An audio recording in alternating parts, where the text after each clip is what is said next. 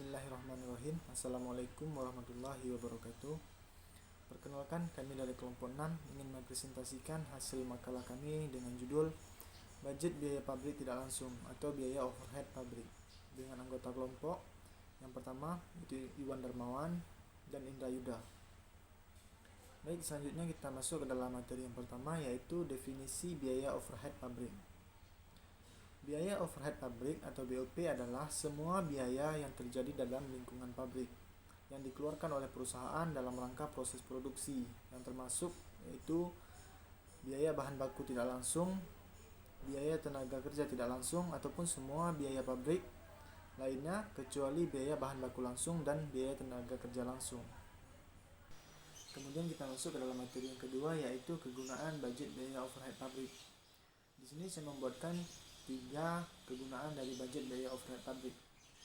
Yang pertama yaitu mengetahui rincian penggunaan biaya. Di sini kita dapat melihat atau mengetahui secara rinci apa saja biaya yang dibutuhkan atau biaya yang ada dalam sebuah bisnis, serta kemana biaya tersebut akan kita salurkan.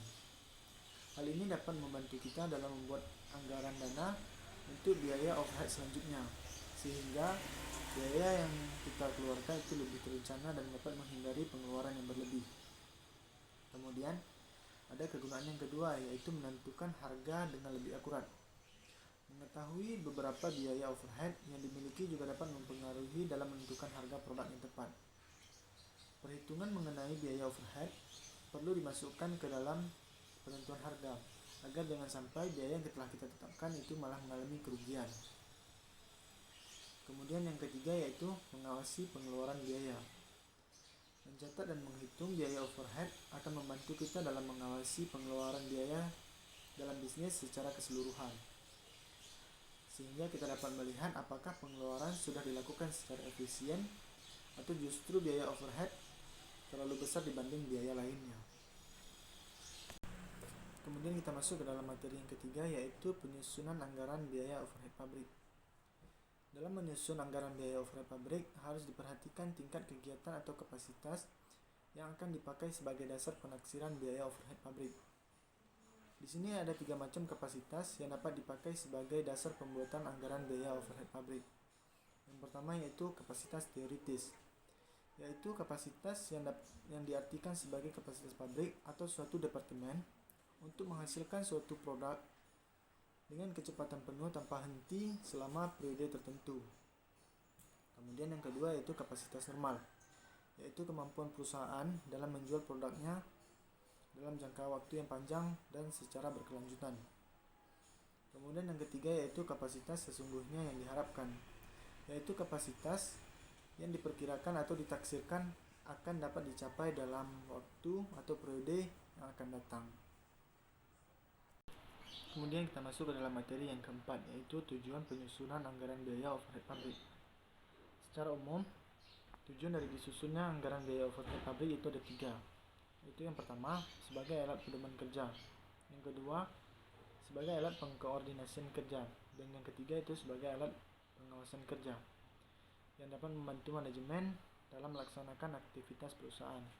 Namun, secara khusus tujuan dari disusunnya anggaran biaya overhead pabrik ini ada 5, yaitu pertama untuk mengetahui penggunaan biaya secara efisien, yang kedua menentukan harga pokok produk secara tepat, yang ketiga untuk mengetahui pengalokasian biaya sesuai dengan kebutuhan, yang keempat yaitu untuk mengetahui antara realisasi dengan perencanaan perusahaan, dan yang terakhir yaitu untuk mengetahui bagian yang bertanggung jawab dalam penyusunan anggaran biaya overhead pabrik.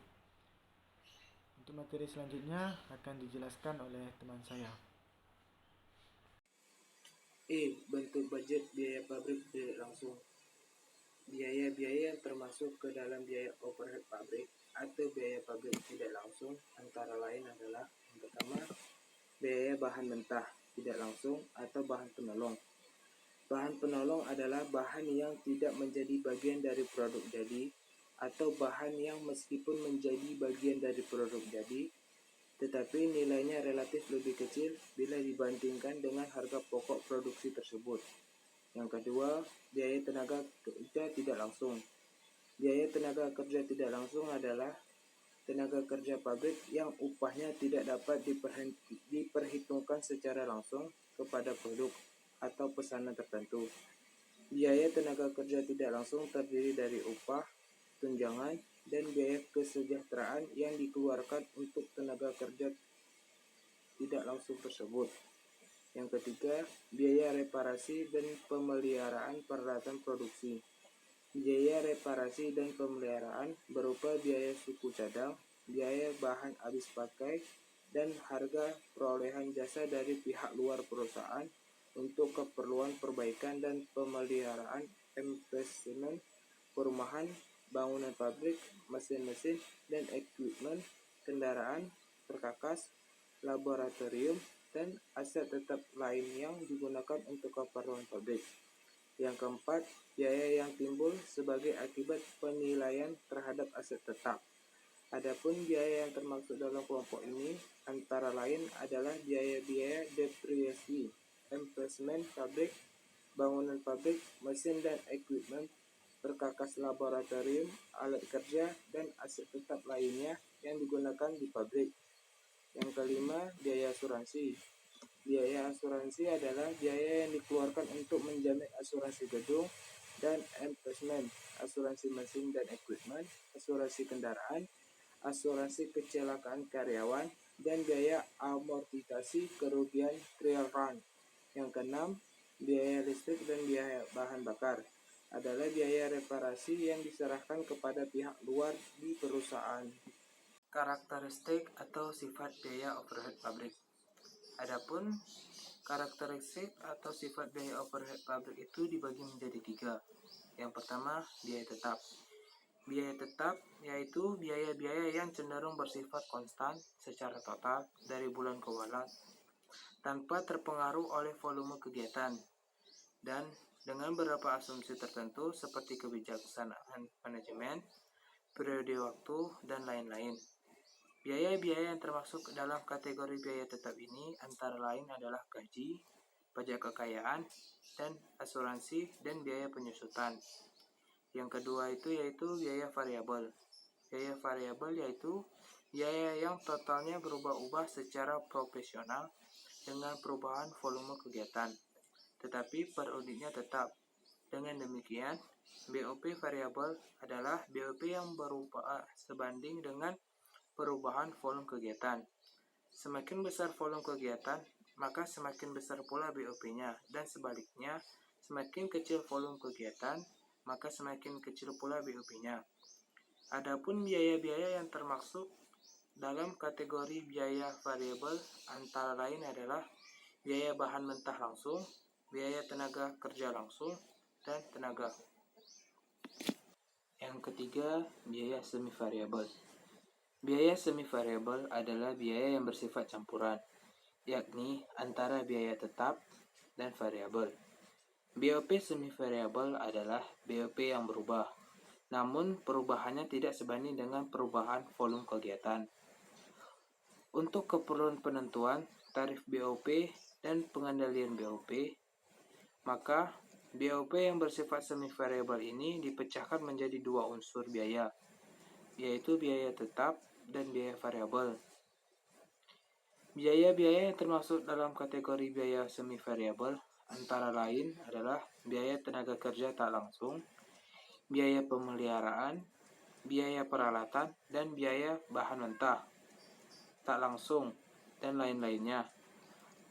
Sebagian contoh adalah biaya listrik.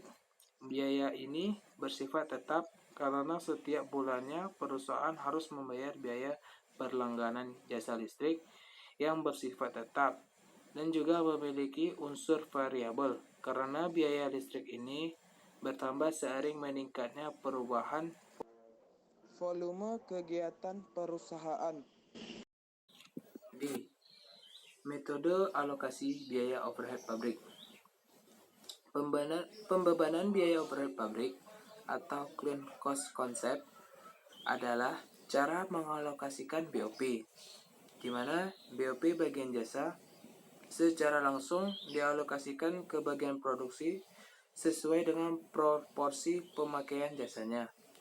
Adapun metode ini dibagi menjadi dua, yaitu yang pertama metode alokasi langsung. Dalam metode ini, BOP Departemen Jasa dialokasikan ke tiap-tiap departemen produksi yang menikmatinya.